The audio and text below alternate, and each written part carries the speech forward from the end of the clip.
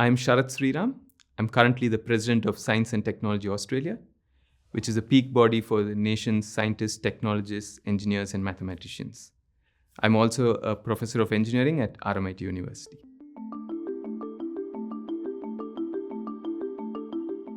So scientists are trained to make decisions. They look at data, analyze it, and make evidence-based decisions. And we want that to happen in all sectors. We don't ever want a criticism that a policy which influences people has been thought as a bubble or on the back of an envelope.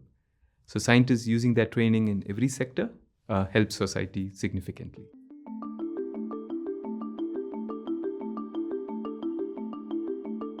It goes back to the question of who is a leader. I think the leaders we envision are the ones we look up to, we want to emulate. And scientists are revered in many societies because they think differently, they're disruptors, they've created solutions for people. And so we want scientists to be leaders, both to inspire the next generation, but also to serve all the societies and communities with evidence-based policy. They know what are the challenges which are coming, and they can create structured solutions for it.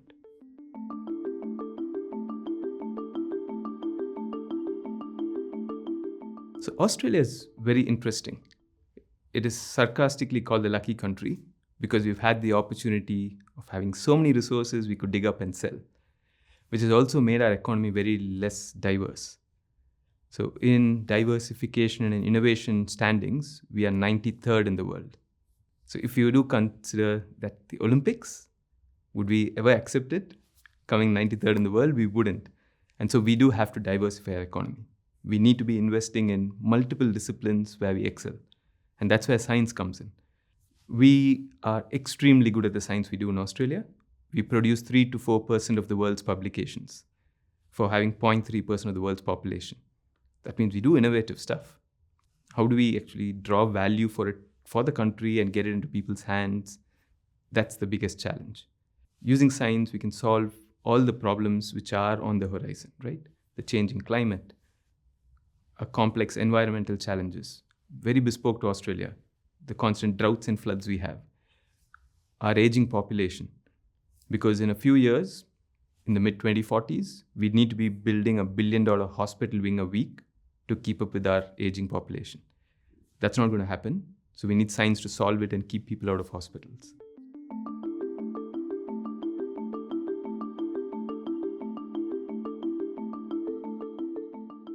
At Science and Technology Australia, for a long time, we've been pitching a concept which we call the bench to boardroom scientists. So typically, the bench we talk about here is a lab bench. In scientific disciplines, most of them are working away in a chemistry lab or any bench similarly. They're creating breakthroughs. They're constantly thinking, they're strategizing. And importantly, a lot of things don't work. But these are not failures, they are learning experiences. And that's the whole process of research. Taking that sort of risk appetite, the ability to strategically plan, learn from mistakes, and keep improving is what happens in any successful business. So training scientists to go from a bench into a boardroom to become the chief technology officers, the chief scientific officers of emerging Australian companies is a big opportunity. So Science and Technology Australia is trying to build a whole range of programs in that space. So at UTS, that focus is the lab to leadership journey. So every scientist has the ability to diversify.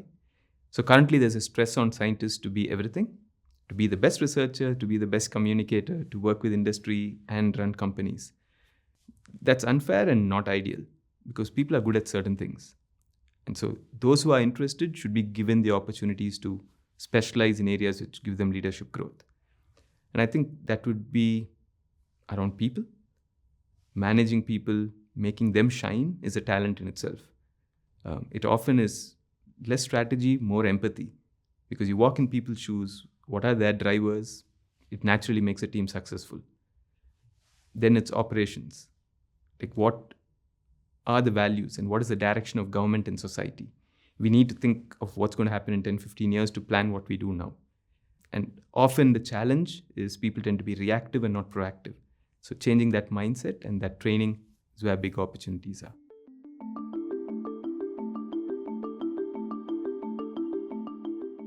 I think the ability to go from lab to leadership is natural evolution.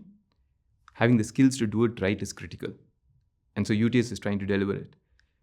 Quite bluntly, many of the leaders currently out there have had to learn on the job because they've not had these resources.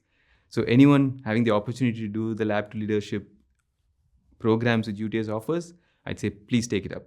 You'll learn something new every day.